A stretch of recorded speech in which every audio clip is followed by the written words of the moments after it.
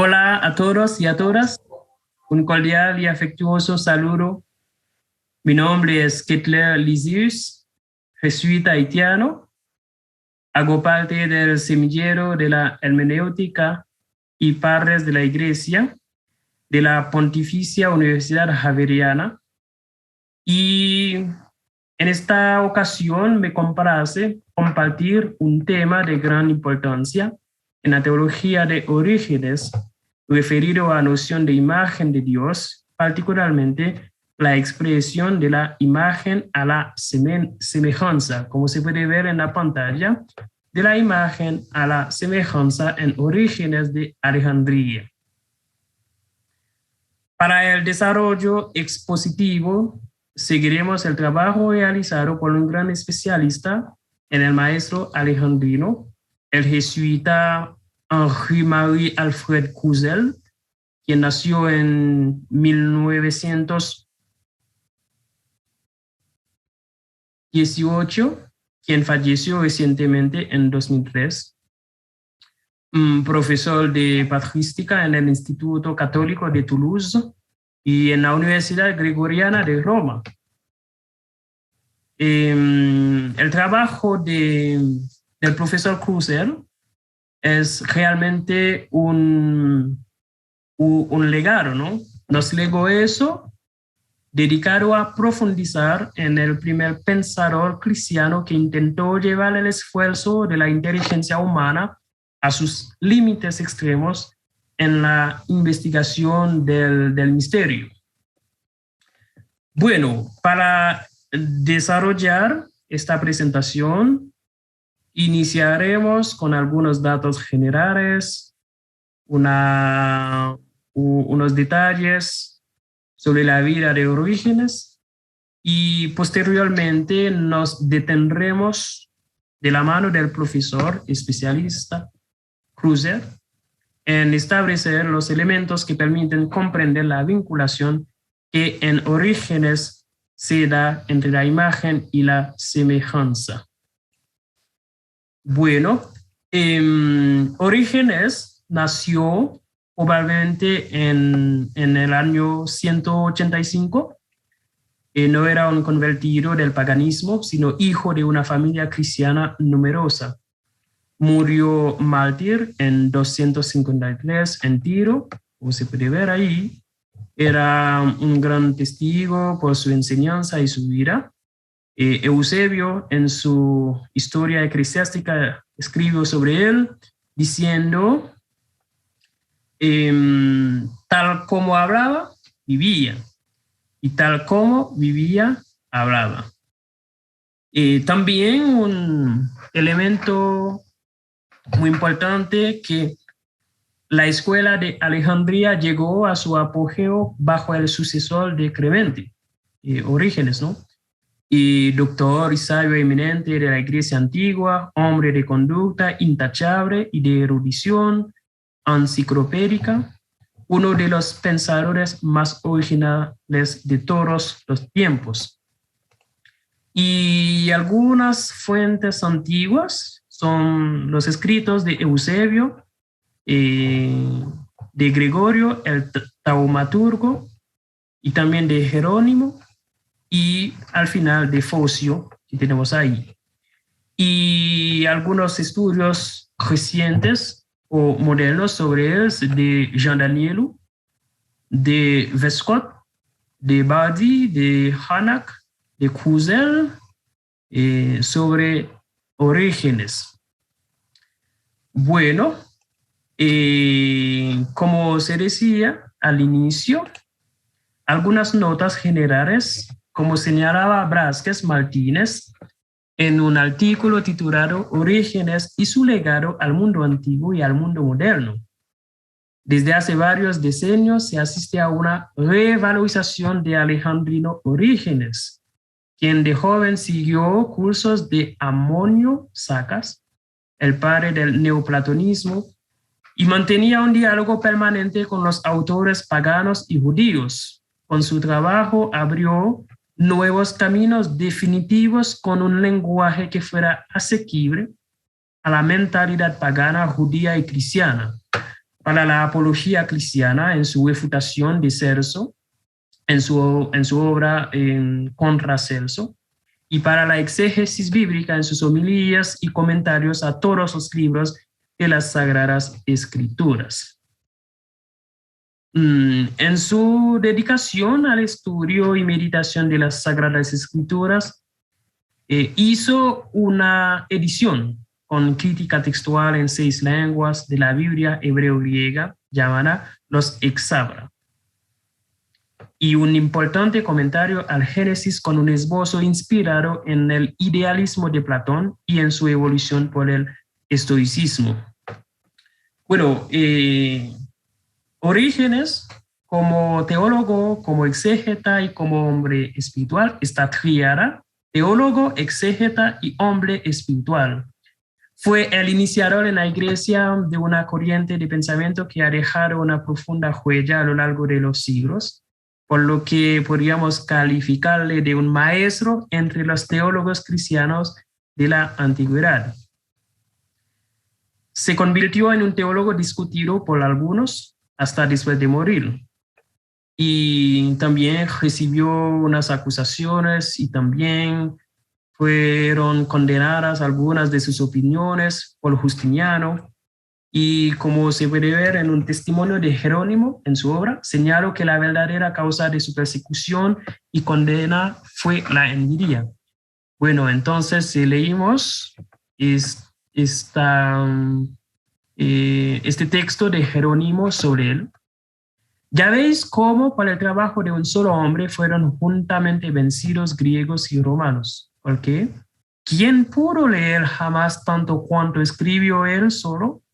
Ahora, ¿qué paga se le dio por tantos sudores? La condenación por parte de su obispo Demetrio. Si se exceptúan los obispos de Palestina, Arabia, Fenicia y la Acaya, su condenación fue aceptada por el orbe de la tierra. Roma misma juntó contra él un senado, no por razón de herejía, fíjense, como inventan ahora contra él perros rabiosos, sino por no poder aguantar la gloria de su elocuencia y ciencia, y en abriendo él la boca, todos los demás parecían mudos. Probablemente es por haber articulado como esta trilogía: teólogo, exégeta y hombre espiritual. Mangrio Simonetti ha descrito magníficamente el carácter de Orígenes, la situación que le llevó a su condena y sus consecuencias. Leemos este texto. Lo que nos interesa, dice Mangrio, más que los detalles de este asunto poco edificante, es su espíritu.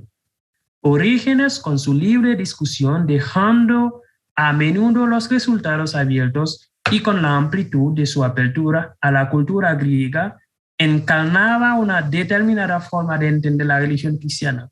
Estricta religión, la estricta adhesión a los datos fundamentales del depósito de la fe y a la autoridad de la jerarquía, pero también amplitud de ideas, confianza en la discusión de alto nivel. La convicción de que el cristianismo no debe temer el diálogo con la filosofía griega para profundizar en sus contenidos. En una palabra, dice Simonetti, Orígenes se sentía libre en su profesión de fe, a la manera de Pablo, pero esta misma forma de vivir se hizo incomprensible para Epifanio y para los que, como él, respiraban en ese clima de creciente intolerancia, autoridad, rechazo de la discusión, miopía intelectual, incapacidad de investigar con libertad de espíritu. Esta forma de vivir el cristianismo fue sin duda la causa del cierre más radical inspirado en los principios de la paideia griega, que los capadocios, herederos espirituales de Orígenes en el siglo IV, habían soñado operar de una manera intelectual y culturalmente válida. Eso nos dice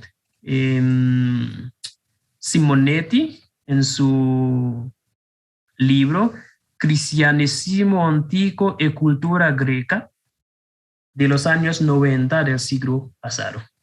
Ahora vamos a pasar al segundo punto titulado de la imagen a la semejanza, como se expresa en la pantalla.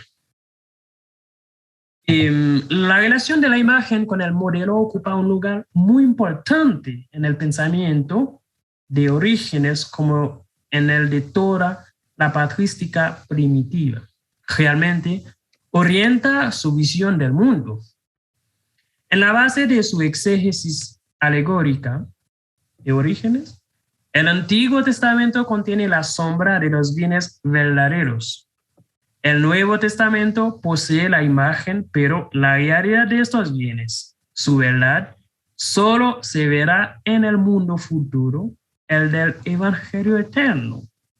Así pues, la tarea del exégeta, según él, es presentar, siguiendo a San Pablo y con la ayuda de la gracia divina, los misterios celestiales que las escenas de los dos testamentos enseñan de forma velada. La historia se nutre de esta ejemplaridad. Lo mismo ocurre con el mundo sensible. Como en la filosofía platónica, los objetos que lo componen no poseen en sí mismos su verdad, su realidad.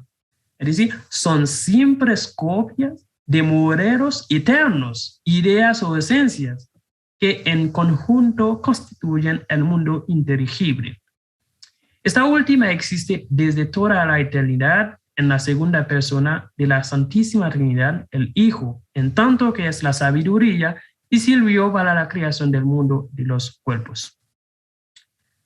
Pero entre todas estas relaciones, hay una que tiene una importancia primordial. El hombre, que por pertenecer al mundo de las inteligencias, domina el mundo sensibles. Bueno, ahora podemos dialogar con esta forma de pensar como el rol del hombre en el mundo, pero con Orígenes era así, el Hijo de Dios, Rey del mundo inteligible. Y también aquí la segunda persona, el Hijo, sabiduría y verbo, desempeña un papel mediador. Él es la imagen más perfecta del Padre y sobre su modelo fue creado el hombre, es decir, la persona humana. Imagen en el... No, perdón. El hombre, sí. El verbo, imagen en relación con el Padre, modelo en relación con el hombre. Transmite a este la ejemplaridad divina. Bueno, como se anunciaba al inicio de la presentación, ahora vamos a seguir a nuestro especialista Henri Cluzel en su obra en francés, Théologie de l'image de Dieu chez Origène, en la colección Teología. En castellano es Teología de la imagen de Dios en Orígenes. Y esta lectura muy recomendada a todos aquellos que conecten con el desarrollo de esta presentación. Está en francés, está en castellano para los interesados. Dice nuestro profesor, si la redención por medio de Cristo, junto con nuestra penitencia personal, nos devuelve la imagen recibida en la creación, la obra de nuestra asimilación a Dios aún no está completa. El progreso espiritual no consiste simplemente en limpiar la efigie del rey de las manchas que la ocultan. Esto es solo la operación preliminar. Al hombre no le basta con estar marcado como una moneda por la huella divina.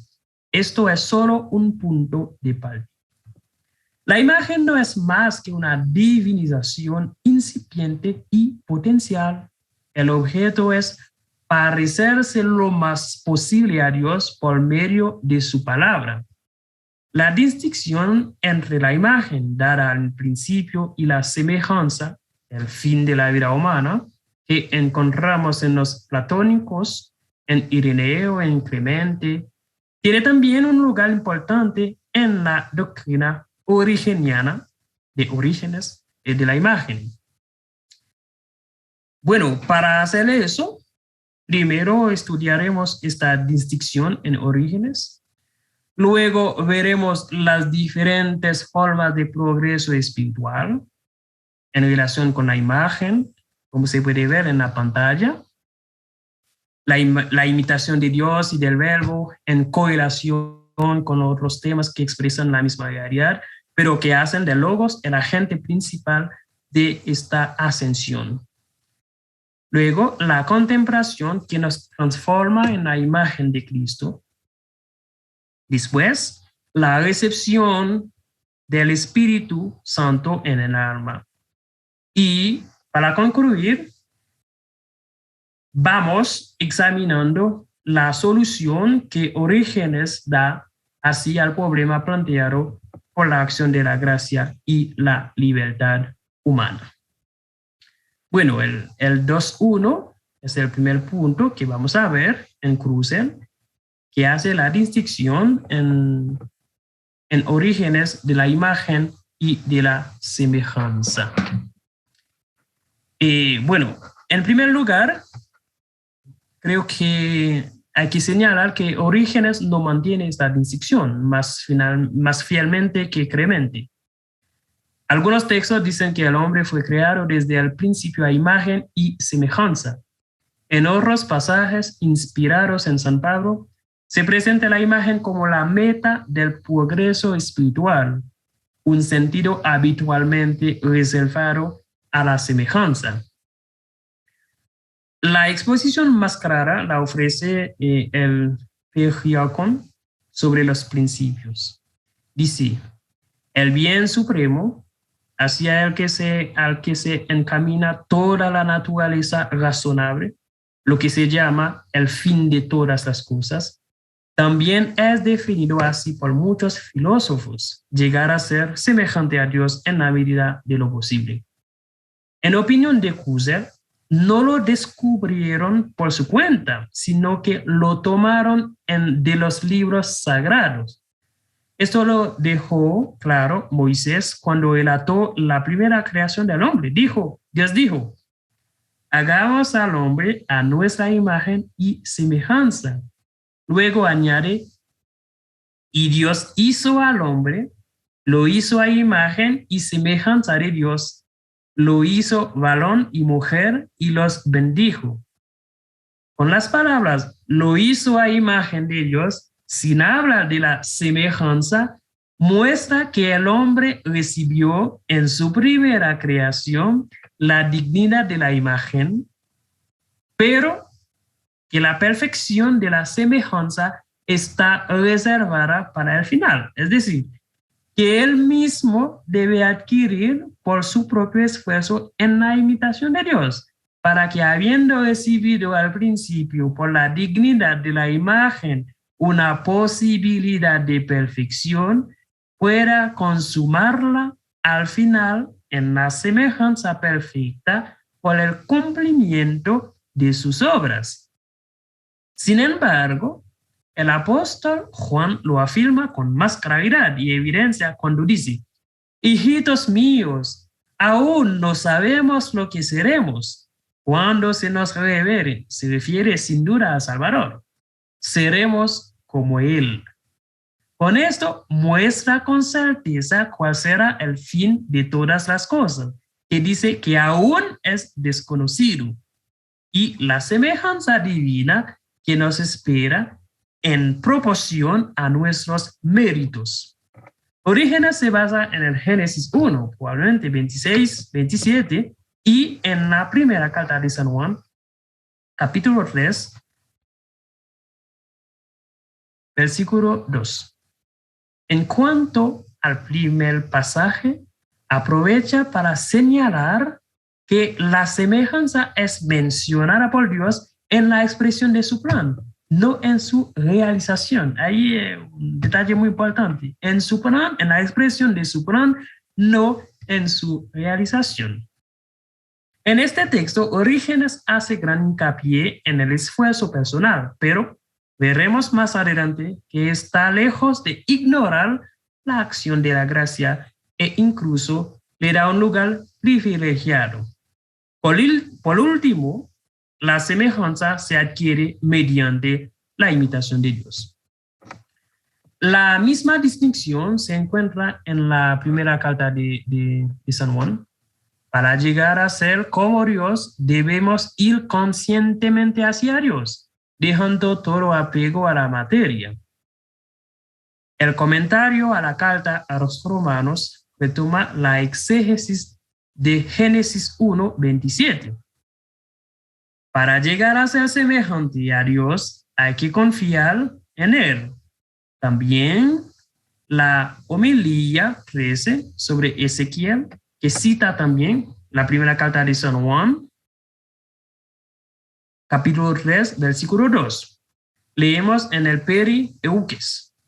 El verdadero pan es el que alimenta al verdadero hombre, al hombre hecho según la imagen de Dios. El que se alimenta de ella se hace además según la semejanza del Creador. Por el último, Orígenes reprocha a Celso no ve la diferencia entre ambos conceptos. Dice él, si Celso conociera la distinción entre el según imagen,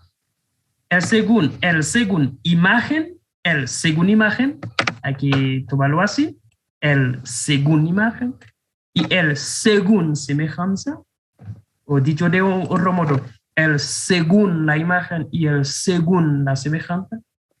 Dios dijo, según la Escritura, hagamos al hombre a nuestra imagen y semejanza, pero lo hizo según la imagen de Dios y no todavía según la semejanza. No pretendería que nos creamos enteramente como Dios. Encontramos este tema a lo largo de la trayectoria de Orígenes, tanto en las obras conservadas en griego como en las traducciones en latín. Por eso, entonces, las fuentes y los estudios que compartimos al inicio de esta presentación son muy interesantes para profundizar este tema. También el Cantar de los Cantares ve en el alma una doble belleza, la que tenía cuando fue creada según la imagen y la que obtiene al acercarse al verbo divino. El Pejiacón compara la imagen recibida al nacer con el boceto que el artista completará en un cuadro completo. El pintor, antes de comenzar su cuadro, traza un ligero contorno en el lienzo para prepararlo para el trabajo del pincel y para facilitar la ejecución de la obra. Así, el lápiz del artista divino esboza ya en nuestra alma durante la vida presente un boceto de la imagen perfecta que la vida futura nos destina. ¿Cómo nos enseña este texto? Así como la cita de la primera carta de San Juan, la semejanza completa no puede obtenerse en esta vida. Es para la era venidera. Uno solo puede prepararse para ello aquí abajo y acercarse a él. Lo dice, los que participan en esta vida, en la santidad y en el conocimiento de la verdad, solo tienen parcialmente, dice el texto griego, ekmeus, el don de conocimiento y de profecía. Este don les viene de la plenitud de Cristo, pero no tienen su plenitud. Solo las semillas de la gloria futura pueden ser recogidas en la vida presente. El Evangelio de Juan expresa ideas similares sobre la filiación. El punto de partida está en las siguientes palabras. Sé que sois la semilla, y la palabra griega sperma, de Abraham. Pero buscáis matarme, porque mi palabra no encuentra lugar en vosotros. Y si sois hijos de Abraham, haced las obras de Abraham. Como comenta el profesor Krusell, Orígenes distingue entre ser la semilla de Abraham y ser el hijo de Abraham. Sperma y tecnon, es decir, dos palabras diferentes. Semilla y hijo. Sperma, tecnon. Tener la semilla de alguien es tener en uno mismo el logoi del que siembra, todavía inactivo y oculto. Este es el logoi espermático de los estoicos. Si se cultiva su semilla, uno se vuelve de semilla, sperma, hijo, tecnon. Es decir, es posible cuando somos la semilla de Abraham llegar a ser su hijo siendo diligentes, pero también es posible siendo negligentes, dejándola sin cultivar, destruir su semilla en nosotros. Y si permanecemos solo como semilla de Abraham, sin buscar convertirnos en su hijo, no podemos dejar que la palabra de Jesús entre en nosotros, porque la semilla espiritual en nosotros no está lo suficiente desarrollada para contenerla. Aquellos a quienes se dirigen estas palabras no parecen contener el logos, pues no cabe en ellos. Su grandeza está más allá de ellos. Y esto porque solo eran la semilla de Abraham. Pero si hubieran cultivado la semilla de Abraham en ellos de tal manera que la desarrollaran, como resultado de este crecimiento, el logos de Jesús se habría mantenido en ellos. Y hasta entonces dirás que el logos no se mantiene en aquellos en los que la semilla de Abraham no ha crecido, en aquellos que no han llegado a ser sus hijos. Podemos ver en todo momento a aquellos que no contienen a logos, porque sus vasos son demasiado estrechos y que quieren destruir la unidad de logos para poder contener sus miembros, después de haberlo matado y aplastado. Continúa el profe Krusell. Si alguno de nosotros es descendiente de Abraham, pero el logos de Dios no se mantiene en él, que no intente matar al logos, sino que se transforme de descendiente de Abraham en hijo de Abraham. Entonces podrá contener el logos que hasta ahora no contenía. En el resto del capítulo 20 del Evangelio, Orígenes, al igual que San Juan, deja ser los hijos de Abraham y pasa a los hijos de Dios. Uno no se convierte en hijo de su padre, lo es por nacimiento. Por el contrario, no se hace hijo de Dios, no se nace hijo de Dios, se llega a serlo por la observancia de los mandamientos, por la caridad y el amor a los enemigos, a imitación de Dios. Pero el esfuerzo personal no es suficiente. Hay que recibir dentro de uno mismo la palabra. Eso es muy importante en origen. La verdadera luz que viene a este mundo. Dice, los que no son de Dios, antes de recibir la verdadera luz, no tienen la posibilidad de convertirse en hijos de Dios. Cuando la han recibido, todavía no se han convertido en hijos de Dios pero tienen la posibilidad. Entonces, perteneciendo a Dios, escuchan sus palabras. No se quedan en la simple fe, sino que ven más claramente las realidades de la religión. Los que no han obtenido esa dignidad no se convierten en hijos de Dios. Se pueden ser más o menos hijos de Dios. Hay grados en esa cualidad, según se entienda más o menos las palabras de Dios. Pero en esta vida solo podemos tener una filiación parcial como un conocimiento parcial. En el mundo futuro habrá una filiación perfecta, dice él. Un fragmento de Juan 1:12 diferencia incluso entre creer en el nombre de Jesús, que da el poder de convertirse en hijo de Dios, y creer en él. A los que creen en su nombre, se les da el poder, es decir, la capacidad de convertirse en niños.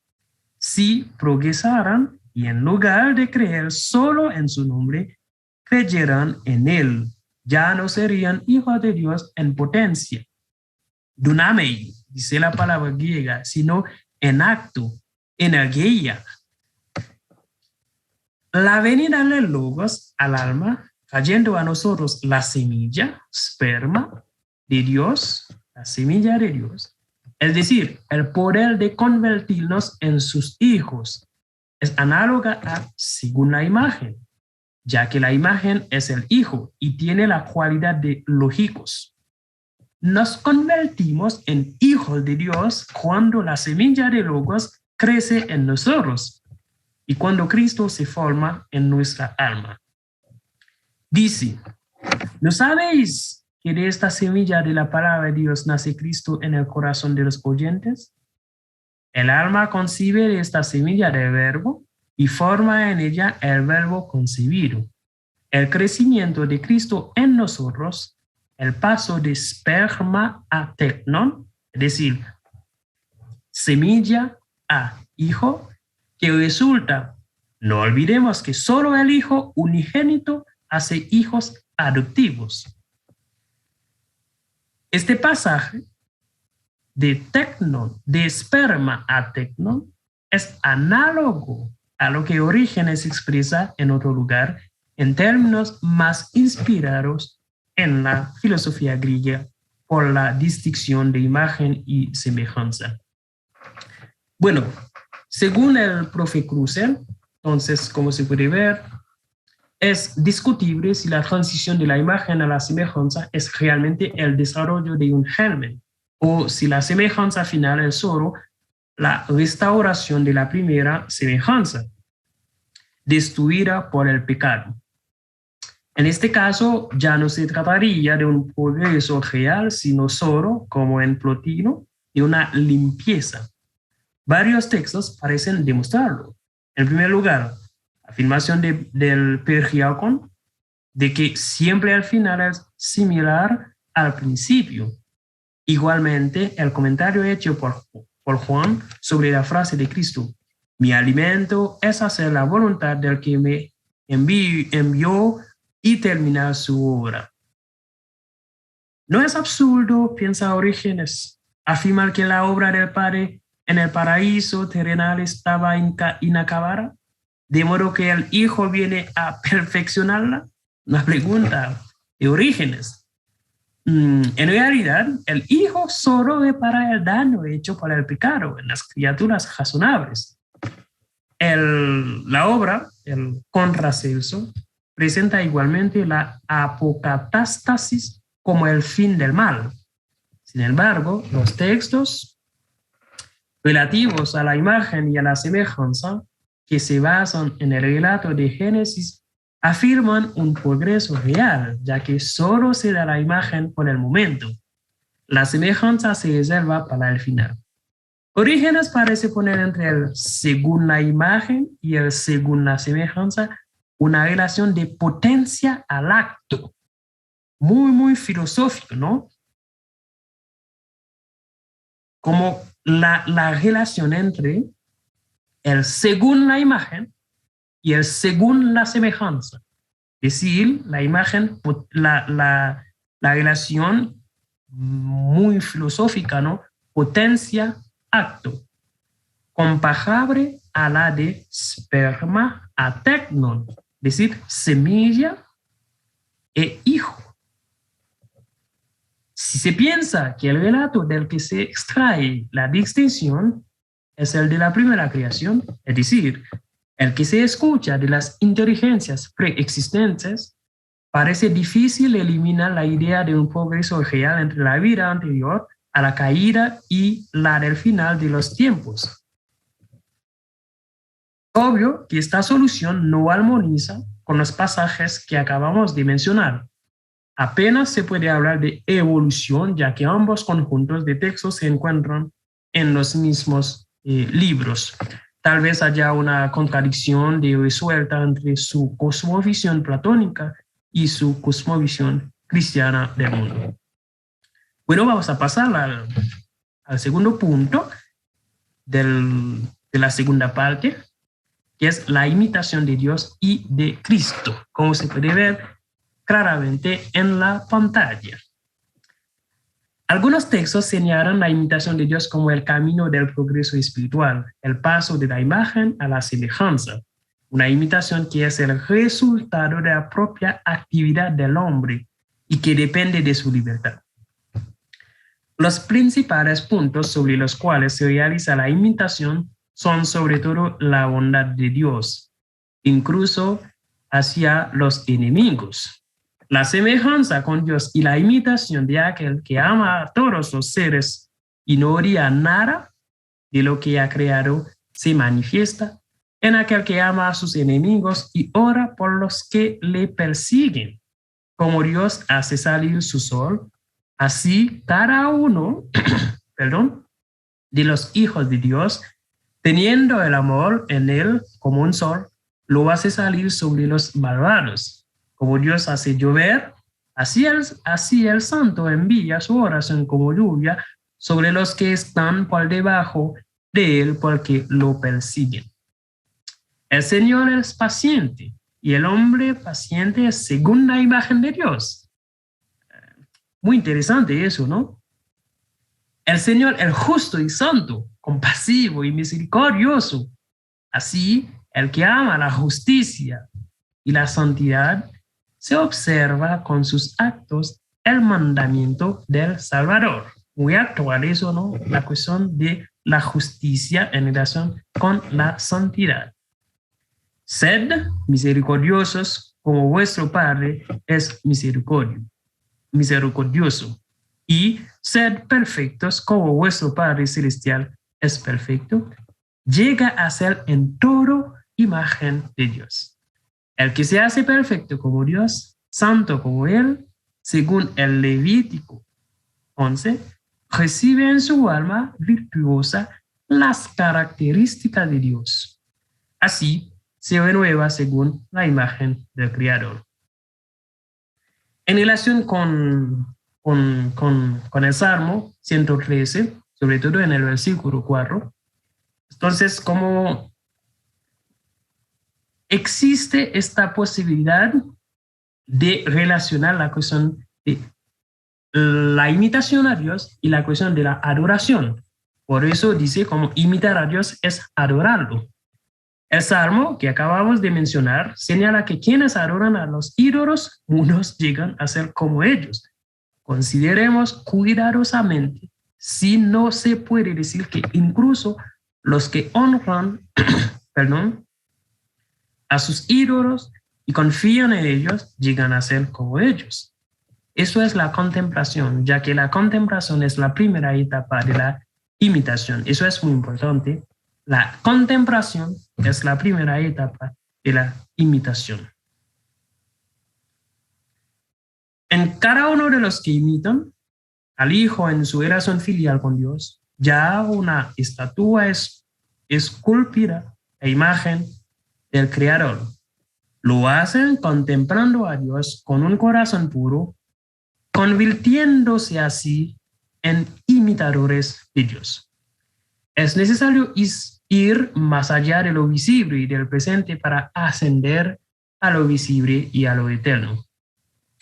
Mientras que el pecado introduce en el hombre una división interior, toda persona humana, entre el espíritu por una parte y el alma carnal por otra, entre la imagen de Dios que permanece oculta y las imágenes diabólicas o bestiales. La imitación de Dios establece en el fiel una unidad. Recuerden, división al interior, y la imitación de Dios establece en el fiel, en el cristiano, en la cristiana, una unidad comparable a la suya.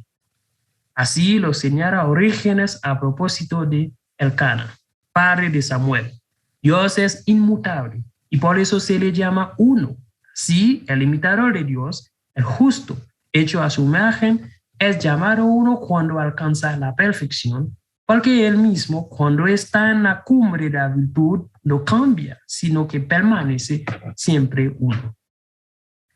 Así, Orígenes, en un fragmento sobre Job, ve en el obispo digno de su cargo a un imitador de Dios. Dice, puesto que a Dios se le llama obispo, los obispos se esfuerzan por llevar su imagen en toda su conducta, cuando son buenos. Así como el que reproduce mimesamenos, como dice la palabra griega, mimesamenos, mimesis, de mimesis, la cuestión de la imitación, de la reproducción. Así como el que reproduce la imagen del rey es felicitado porque la ha reproducido bien y felicitado porque la ha embellecido. Así, es bendito el obispo que ha contemplado al verdadero obispo, al cual busca imitarlo. Seron, palabra griega dice seron, y que se hace semejante a Dios en medio de los hombres, es decir, el que tiene en él al obispo, que lo hace verdaderamente obispo en Cristo Jesús. Orígenes vuelve a Miro en sus homilías a gran idea que tiene de las exigencias del sacerdocio. Sin embargo, en la mayoría de los textos no se trata de la imitación directa de Dios, sino de la imitación de Cristo. Eso es un punto muy importante en Orígenes, la cuestión de la imitación directa de Dios y la imitación de Cristo, imagen de Dios, intermediario entre Él y los hombres. A través de ella, es decir, la imitación de Cristo, es según la imagen, se fortalece en nuestra alma. Cada uno, dice él, de nosotros, cuando perfecciona su propio alma y la conduce a la beatitud, se pone una imagen de Cristo, que imita a su prototipo, el Hijo de Dios, la imagen de Dios. Los imitadores de Cristo por excelencia son sus discípulos. Entonces, la cuestión del discipulado, ¿no? Así, Pedro, como su propio nombre indica, porque todo imitador de Cristo es Pedro, ya que los que bebieron de Cristo bebieron de la piedra espiritual que les seguía. Las rocas que se partieron en el momento de la muerte de Jesús son los profetas, pues sus predicciones manifestaron entonces su significado. Como Cristo es una piedra, dice Orígenes, sus imitadores, los apóstoles y los profetas son llamados piedras. El discípulo se asemeja a su maestro imitando primero al imitador de Cristo y luego a Cristo mismo, como dice Pablo. Sed imitadores míos como yo lo soy de Cristo. Los grados, el discípulo se asemeja a su maestro, imitando primero al imitador de Cristo y luego a Cristo mismo. El apóstol nos presenta a Cristo como Cristo a Dios. En efecto, Hay muchos fieles que no pueden imitar a Cristo directamente y que deben buscar un modelo entre los imitadores que les rodean. La cuestión de testimonios vivos, ¿no? En un comentario alegórico sobre la ley de la herencia en el libro de Números, el tercer caso, en el que los hermanos del difunto heredan, se aplica así a la adquisición de la herencia celestial. El tercer grado es el de la simpatía y de la imitación de alguien que aquí se llama hermano, como se puede ver en la pantalla. Porque hay algunos que no hacen nada por sí mismos, por su propia inteligencia, pero que, puestos en medio de los hermanos, hermanas, por la imitación de otros, parecen actuar de la misma manera que los que se mueven de su propia inteligencia. Son herederos en tercer grado por el título de hermanos. No es su conocimiento de Dios o de su palabra lo que dirige su conducta, sino el ejemplo de los cristianos que ven. Son así imitadores inmediatos de Cristo, así ya sea en sus apóstoles, en sus simples seguidores. La iglesia sigue a Cristo imitándolo en su forma de vida. Hay la relación entre Cristo y su iglesia. La vida terrena de Cristo es el objeto de nuestra imitación, porque toda imitación tiene un objeto, ¿no? Y la vida terrena de Cristo es el objeto de nuestra imitación como seguidores de Cristo. Así, Jesús se retira a Efraín, no queriendo exponerse temerariamente a la persecución antes del tiempo, para que nosotros, siguiendo el ejemplo de Jesús, le imitemos en esto. Debemos imitar su mansedumbre, algo muy importante, especialmente para el mundo de hoy, su libertad, su obediencia, su aceptación voluntaria de la cruz, sus sufrimientos. El más perfecto imitador de Cristo es el que le sigue en su testimonio, incluso hasta el martirio. El testimonio por excelencia.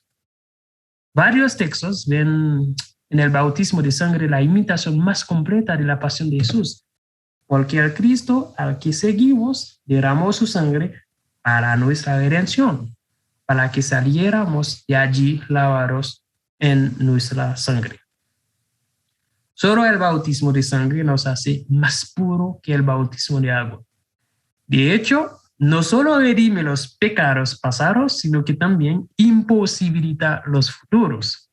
El alma está ahora libre de los poderes demoníacos, porque como el alma de Jesús ha ido más allá de todos los poderes de la iglesia para dirigirse hasta el altar celestial. Bienaventuradas las almas que siguen a Cristo de este modo, del mismo modo que Cristo las precedió. La asimilación del martirio a Cristo va más allá de la simple imitación, ya que en cada uno se condena a Jesús mismo. Sus sufrimientos tienen el mismo efecto que la pasión de Cristo. La derrota de los demonios, los mártires triunfan con él y comparten con él el botín. Son corredentores. Bueno, según el profe Crucer, muchos textos hablan de nuestra conformidad con la muerte y la resurrección de Cristo. Conformidad con la muerte que, si no se efectúa por el bautismo de sangre, debe realizarse por el bautismo de agua, participación sacramental en la pasión y resurrección que proporciona al hombre la remisión de los pecados. También, como señala el profe, la conformidad con la resurrección tiene lugar en dos etapas. De forma perfecta, recuerden, de forma perfecta cuando resucitamos con él, de forma progresiva que queda a través de un espejo en enigma, mediante el sacramento del bautismo y la ascensión espiritual de la que debe ser el comienzo. Así lo expresa un fragmento sobre la carta a los romanos. El apóstol menciona la resurrección con un doble sentido, dice Orígenes. Lo primero ya ha ocurrido, el santo ha resucitado con Cristo y por eso busca las realidades de arriba. La segunda, continua orígenes, vendrá con el estado perfecto. Es de ella que Daniel profetiza en los siguientes términos. Muchos de los que duermen en el polvo de la tierra se levantarán, unos para la vida eterna, otros para la burla y la vergüenza eternas. Según una de estas resurrecciones, se dice que los santos serán despertados. La palabra griega es como sunegegertai, con Cristo, es decir, despertados con Cristo.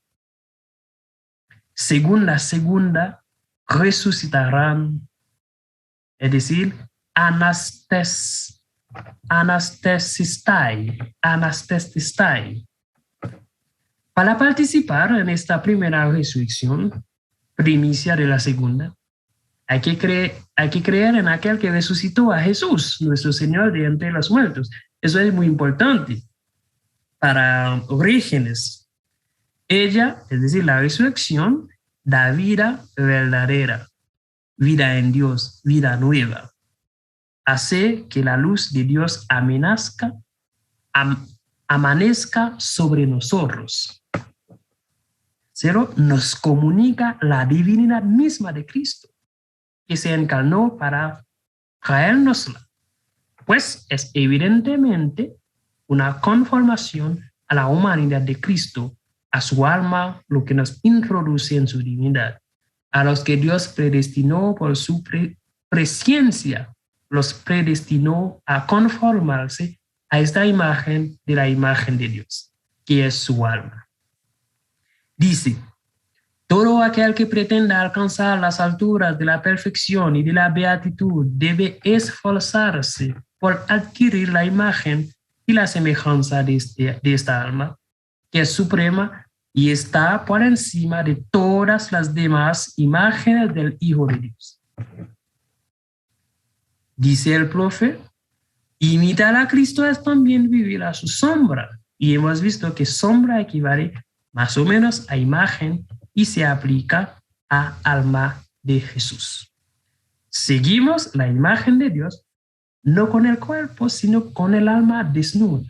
La imitación del verbo se sitúa en este mismo punto fino del alma, influido por el neuma, llamados nous logos o hegemonicon, donde ya hemos situado la participación en la imagen. La primera resurrección nos conduce a la semejanza, pero no hay que pensar que la semejanza de Cristo depende solo, según Orígenes, de nuestros esfuerzos personales. Ahí es un punto muy interesante. El imitador actúa solo porque puede hacerlo todo en Cristo que lo fortalece. El tema de la imitación del verbo se funde con otros dos temas que expresan más claramente la acción de Dios. En primer lugar, la cuestión, el tema, el logos forma. Verbo, ¿sí? como morfo, a su fiel, forma a su fiel y se forma en él. En segundo lugar, él es todas las virtudes y la práctica de las virtudes constituye para el hombre una verdadera participación en él. Un texto de Juan dice que los imitadores se convierten en Cristos porque son formados según su imagen. Más adelante se supone que Jesús habrá así: yo, el Logos, y los que son formados conforme a mí. El verbo es solo el modelo, sino el verbo no es solo el modelo, sino el agente de esta formación. La razón profunda de la visitación, dice, de María a Isabel era permitir a Jesús formar a Juan, cada uno de ellos todavía en el seno materno. Citamos, el que se está formando, Jesús, agracia al que se está formando, Juan, con una formación más cuidadosa, haciéndolo conforme a su gloria. De modo que a causa de esa comunidad de forma, Juan fue tomado por el Cristo y Jesús por Juan resucitado, por aquellos que no distinguen entre la imagen y el según la imagen. Ciertamente, continúa, Juan fue ayudado en su formación por el Señor todavía en proceso de formación, cuando estaba en el vientre de su madre, cuando ella visitó a Isabel. Ser formado por Jesús es asemejarse a Él en su gloria. Esta formación es la comunicación o restauración de la vida divina. Apunta a la misma realidad que la participación en la imagen, que se funde con la gracia santificante. Orígenes expresa aquí una opinión tradicional entre los teólogos. Juan el Bautista fue justificado en la visitación. Bueno, amigos, esperamos que esta breve, un poquito largo, ¿no? Comunicación que hemos presentado de la mano de un especialista en el maestro de Alejandría, Orígenes, ¿no? Como lo fue el profesor Kuzel, motive no solo a leer la obra completa, eso es interesante, sino también a querer profundizar directamente en la amplia obra realizada por el gran teólogo del siglo III. Ahí agradecemos mucho al profesor Solano y también a la coordinadora del semillero,